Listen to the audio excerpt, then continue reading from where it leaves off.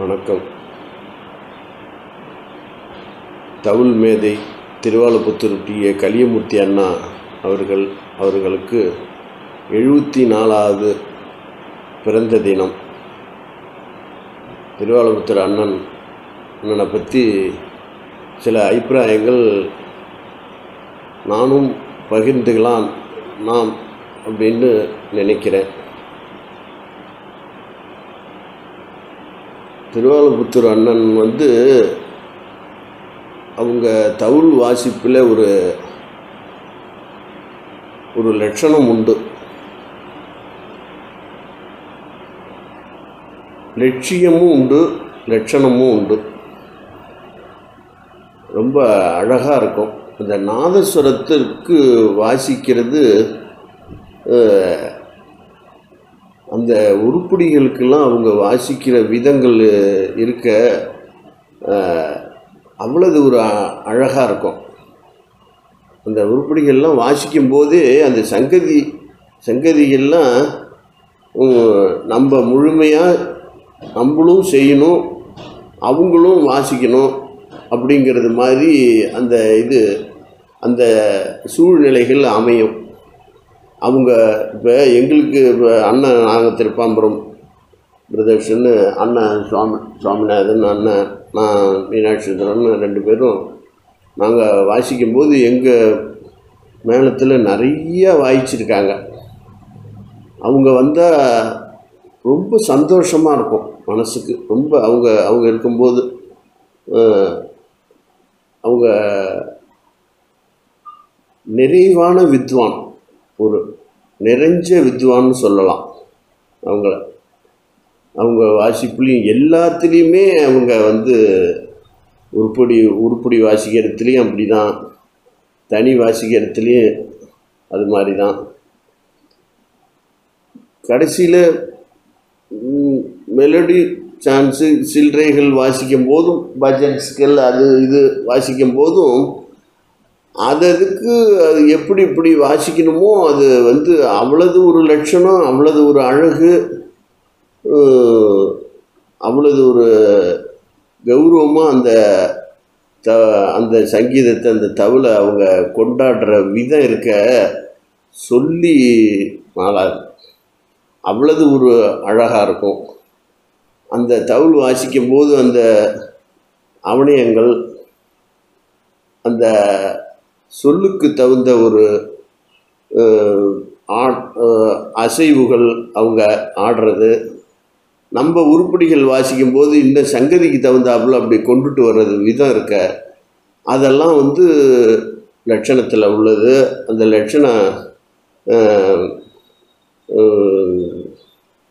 அந்த லட்சணத்தை ரொம்ப அழகாக அவங்களுக்கு ஆண்டவன் அமைச்சான். நம்ம அதை ரொம்ப எழுந்துட்டோம்னு ரொம்ப அது நினைக்கும் போது ரொம்ப ரொம்ப உண்மையிலே கஷ்டமாக இருக்கிறது இது. ஆனால் அவங்க அவ்வளவு ஒரு லட்சணம், அவ்வளவு ஒரு அந்த தவுள் வாசிக்கிறதுல எல்லாம் அப்படியே அவங்க வாசிப்பில் ஒரு முழுமையாக எல்லாம் காதில் கேட்டுக்கிட்டே இருக்கும். ராங்கான வாசிப்பு, அந்த ராங்கிலேயே சுகம், அவ்வளவு ராங்கிலேயே அவ்வளவு சுகமாக இருக்கும். அந்த சுகமாக வாசிக்கும்போது, பஜன்ஸுக்கெல்லாம் வாசிக்கும் போதெல்லாம் உருப்படிக்கு வாசிக்கும்போது ரொம்ப ராங்காக, ரொம்ப அழகாக அந்த திட்டவட்டத்தோடு அந்த உருப்படி பாங்கு எப்படி எந்த விதத்தில் இருக்கோ அந்த விதத்துக்கு அந்த ஆட்டமும் அந்த வாசிக்கிற விதமும் அப்படி அந்த விதம் அப்படி இருக்கும். தனி வாசிக்கும்போது அது ஒரு விதங்கள் அவங்களுக்குன்னு ஒரு விதத்தை பண்ணிக்கிட்டு அவங்க ஒரு தனி சைஸை பண்ணிக்கிட்டு அது அழகாக இருக்கும், லட்சணமாக இருக்கும். அந்த அந்த கற்பனையே அது வேறு தினசாக இருக்கும். அந்த கற்பனையே அது அது ரொம்ப நல்லா இருக்கும் அது. அப்புறம் இந்த பஜன்ஸு சில்லறைகள் வாசிக்கும்போது வந்து என்ன சுகமாக வாசிப்பாங்க தெரியுமா? அது அடாடா வாசிக்கும்போது அந்த அது அந்த தவுள் தான் வாசிக்கிறாங்களா, தவுளை வந்து இவங்க வாசிக்கிறாங்களா, தவுள் நிர்வாகம் பண்ணுதா, தவுள் வந்து அண்ணனை நிர்வாகம் பண்ணுதா, அண்ணன் வந்து தவுளை நிர்வாகம் பண்ணுறாங்களா, அப்படிங்கிற விதத்தில் ஒரு மனசு போகிறது மாரி உள்ள சூழ்நிலையை கொண்டாடுவாங்க, கொண்ட விட்டுருவாங்க திருவாளபுத்தர் அண்ணன். அவ்வளவு ஒரு சுகமாக. ஆனால் ஒரு பெரிய மேதை அது வந்து ஆண்டவன் வந்து அவ்வளவு ஒரு பொருத்தமாக அது அமைச்சு அது அண்ணனுக்கு அவ்வளவு அது ஆண்டவனாக படைச்சது. அது இயற்கை. அது வந்து இயற்கை, ரொம்ப இயற்கை. அது அந்த இயற்கையை வந்து அவங்களுக்கு அப்படி ஒரு அமைப்பு. அது அந்த உட்கார்ந்து வாசிக்கும் போது அப்படி, நின்றுக்கிட்டு வாசிக்கும் போதும் அப்படி. நின்றுக்கிட்டு இருந்தால் கட்டையாக இருக்கும், ஒரு கொஞ்சம் இதாக இருக்கும். உட்காந்துக்கும் போது ஒரு பெருசாக இருக்கும், ஒரு உயரமாக இருக்கிறது மாதிரி ஒரு அமைப்பு. இது ஒரு பெரிய தெய்வீக அமைப்பு. இதெல்லாம் இது வந்து என்னோட இதில் நான் வந்து பார்த்ததில் வந்து நம்ம மதுரை சோமண்ணனுக்கு அப்படி இருக்கும். வலங்கைமான் சண்முக சுந்தரன் வலங்கைமானனுக்கு அவங்களுக்கு அப்படி இருக்கும். கட்டையாக தெரிகிற மாரி இருக்கும், நிற்கும் போது உட்கார்ந்தோன்னு பெருசாக தெரிகிற மாரி இருக்கும். அந்த அமைப்பு வந்து அதெல்லாம் ஒரு தெய்வீகமான அமைப்பு. அதுமாரி எல்லா விதத்திலுமே அண்ணனுக்கு வந்து ஒரு பெரிய ஒரு இயற்கையை ஆண்டவன் கொடுத்து நம்மெல்லாம் நிறையா அனுபவிச்சிருக்கோம். அண்ணனை ரொம்ப நிறைய அவங்க வாய்ச்சி நிறையா எங்களுக்கு நிறையா வாய்ச்சிருக்காங்க. ரொம்ப லட்சணமான ஒரு தவுள் அது. அவங்கள நம்ம இழந்தது உண்மையில் அது வந்து அதை சீர்நிற்கவே முடியல. அது அது அந்த தவுள் வாசிப்பு அவங்க ஒரு நாதஸ்வரத்துக்கு எப்படி ரொம்ப நல்லா வாசிப்பாங்க. அதை ரொம்ப அந்த நாதஸ்வரமும் கேட்கணும், நம்மளும் அவங்களும் வாசிக்கணும், நம்மளும் வாசிக்கணுங்கிற நினச்சி அதை அந்த உருப்படியை மிகப்படுத்தி அதை அந்த அந்த அந்த கீர்த்தனங்கள்லாம் நம்ம வாசிக்கும்போது, அவங்க அப்படி வாசிக்கும்போது இன்னும் நல்லா வாய்ச்சா தேவலாங்கிற ஒரு ஆசைகள் நமக்கு ஏற்படுற விதத்தை கொண்டாந்து விடுவாங்க. அது உண்மையிலே அது வந்து உலகம் தெரிஞ்சது, எல்லாருக்கும் தெரிஞ்சது. அது எல்லாரும் அது தெரிஞ்ச விதம் தான் அது. அதை ஆனால் வந்து தெரிஞ்சாலும் அதை வெளியில் நம்ம சொல்கிறதுக்கு நான் ஆசைப்படுறேன்.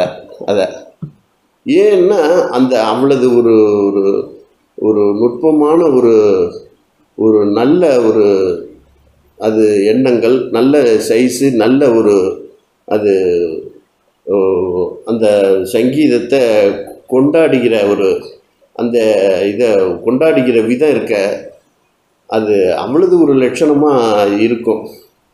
அப்போ வந்து நம்மளுடைய திறமைகளும் வெளியில் தெரியும், அவங்களுடைய திறமைகளும் வெளியில் தெரியும். அதுக்கு என்ன பொருத்தமாக வாய்ச்சது கலியமூர்த்தி அப்படின்னு சில பெரியவங்களாம், அண்ணனுக்கு வயசில் மூத்தவங்களாம் பேசுவாங்க. என்ன அழகாக அந்த உருப்படிக்கு என்ன அழகாக வாய்ச்சுது, என்ன ஒரு அழகாக வாய்ச்சிருக்கு அப்படின்னுலாம் பேசுவாங்க. அதுமாரி அப்போ வந்து அந்த உருப்படியும் தெரியுது, அண்ணா என்ன அழகாக வாய்ச்சுதுன்னு சொல்கிற அளவுக்கு அவங்களும்ங்கிறது மாதிரி தெரியுது. அப்படி உள்ள ஒரு பெரிய மகா மேதையை நம்ம இழந்துட்டோம். ரொம்ப ரொம்ப வருத்தம். அதில் ரொம்ப மனசுக்கு ரொம்ப ஒரு உண்மையில் அது ஒரு இதுதான். சங்கீத உலகத்துக்கே இழப்பு தான் அண்ணனுடைய இழப்பு வந்து இழப்பு. இருந்தாலும் அவங்க வந்து இறைவனடியில் சேர்ந்துட்டாங்க. இருந்தாலும் அவங்க தெய்வமாக இருந்து அவங்க குடும்பத்தார்களை எல்லாரையும், அவங்க பையன்கள் சண்முகநாதன், பாலாஜி எல்லாரையும் அவங்க சௌக்கியமாக வச்சு நல்லா அவங்க தெய்வமாக இருந்து அவங்கள கவர்ந்து பண்ணணும். இந்த